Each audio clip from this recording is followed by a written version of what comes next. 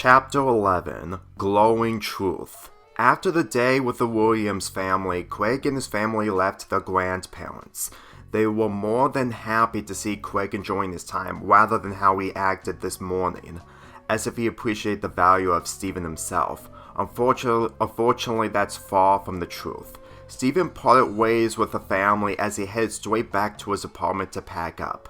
However, Bernard, throughout the entire day, wanted to see Stephen one last time before he left, but it's anything but positive that he's been showing to him since meeting him several days ago.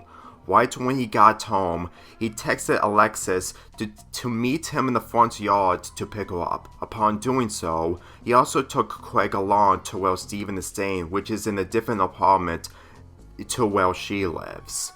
Bernard, Alexis spoke. Not that I want to say goodbye to him, but you never told me why you wanted to meet him.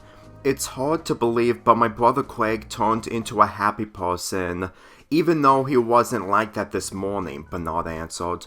When Alexis turns to Craig, he holds onto his head, getting a headache ever since he returned home.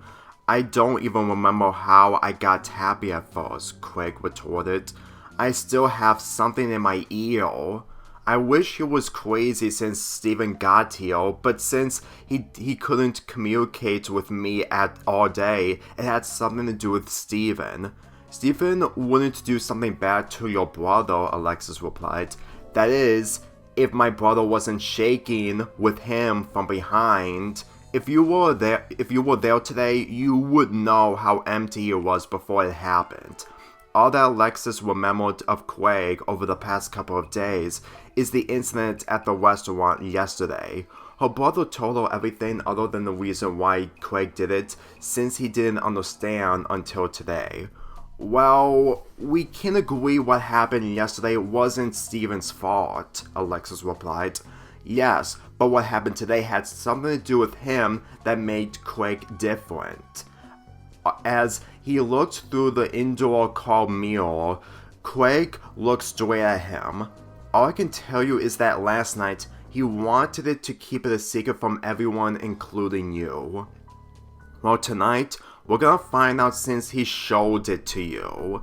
Craig signed, since he can't take control of protecting the truth of how his brother caught on as quickly as he did. Bernard found the apartment Stephen is staying at as he parked his car next to Stephen's. After he got out along with Alexis and Craig, he took a look at Stephen's van from the inside. With many personal belongings, he has a lot of questions, but only the biggest ones of them all need to be answered. Inside the apartment itself, Stephen washed up his dish after having supper. Bernard walked up to the apartment door and knocked on it, catching Stephen's attention. Upon putting his dish away, he made his way to the door and unlocked it. He witnessed Bernard and Alexis standing in place, without saying hello for the final time, but also noticed Craig still getting a headache after the sparkle effect wore off. Bernard, he spoke. Can we please come in? We need to talk. Stephen invited the three in as they all sat in the living room of the apartment. Is this mostly a goodbye before I leave tomorrow morning? Technically, yes, but this is serious. It's between you and Craig, Alexis added. Oh, Stephen took notice while sitting down. Last night, after we had the family meeting to sort things out, you took him out, Bernard replied. At first, I didn't care and defended you, but during the whole beanbag thing, you did something to his ear. What makes you think that? Stephen giggled. You were behind him the whole time. What's so funny? I think you're really overreacting it. Sometimes kids have mood swings from time to time. Oh no, Craig whispered to himself. Then why was he shaking? I saw him when you thought you saw a phoenix, Bernard said, staying on track. Please, I'm not mad at all, but please be honest. Stephen wished you could get out of this with him having the rest of the day to himself, but since Craig's brother caught on, he has no choice but to tell the truth. This isn't gonna change anything, but I have gem powers. This only raises more questions from Bernard, not forgetting what Stephen did during the family reunion. What about the shield you showed me and Craig? You said your parents made it for you.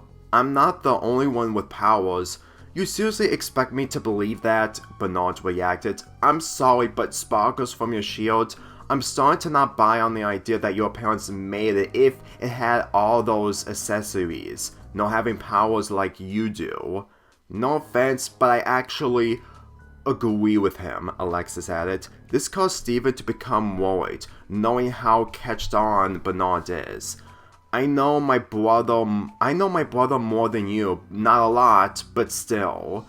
Craig wanted to help out his brother, but he promised Steven to keep his secret from anyone. Bernard told him before he took him to let him do the talking while understanding what he's dealing with. If he told him before he left, he still needed to see the whole deal to prove that he's telling the truth.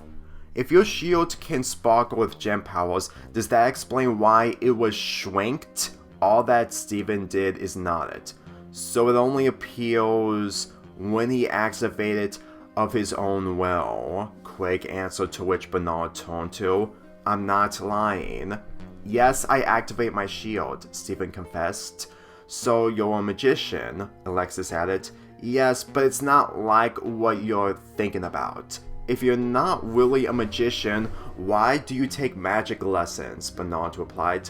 I don't take lessons at all. This caused Bernard to lay his back head on the couch. You're not making this easier for me to believe, Steven. You can't expect me to answer a lot of questions, okay? Steven replied, which caused Bernard to lean forward. I'm the person who trusted you the most by giving you a tour around the neighborhood and spending more time with you. You can't make me believe you're not a magician if you can activate your shield. There are a lot more ways to do magic tricks than being a magician, you know.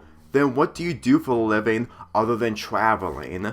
Steven's heart begins to pound hard with no option to avoid his predicament. It doesn't involve money, okay? Then how can you afford— Just tell him the truth! Craig reacted after getting off of the couch. I can't, Craig. Steven also gets off of his couch.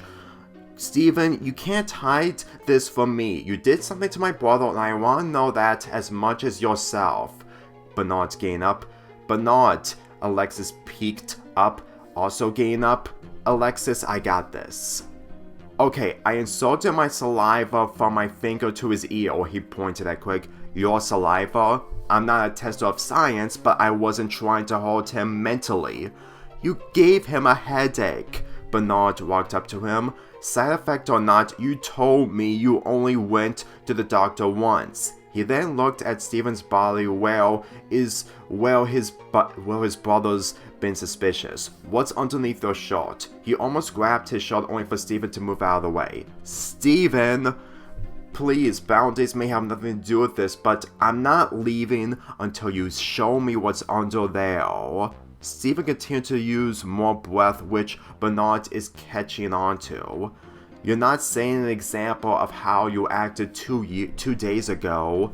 Bernard, you're actually going way too hard on him, Alexis spoke from behind. I got this, he turned to his girlfriend. Bernard, when I talked to him last night, Craig turned to his brother only for him to interrupt him. I want the whole answer, Bernard turned around his brother. Right now, I'm not against you, and if everything you did yesterday is really in the right, then I'm in the right. Craig looked at Steven again and noticed his gem underneath his shirt is glowing, with his heart pounding faster. He then grew glue pink, catching him and Alexis by surprise. Soon, Bernard took notice from the pink light from behind. Steven, Bernard turned around, backing away from Steven. Are you sure the doctor saw everything in your body? Yes, he panicked. I have gem powers to activate my shield. He activated his shields in front of them. My saliva can heal people when they're down, and you're starting to creep me out. Bernard continued to back away. I did what I could to protect myself. Steven walked up to him. Without the family you lied about, I'm protecting them too. By making up a story, after the rhetorical question, Steven glows brighter as he tripped onto Bernard. Bernard can feel the vibration and sparkles from Steven himself. With a look of fear on his face, he had no time to crawl out, with Steven looking down, also in fear. "I'm so sorry," he spoke as he lit up. The building of the apartment shook like an earthquake, with the force still inside. Then the explosion happened, imploding the furniture and everything else inside.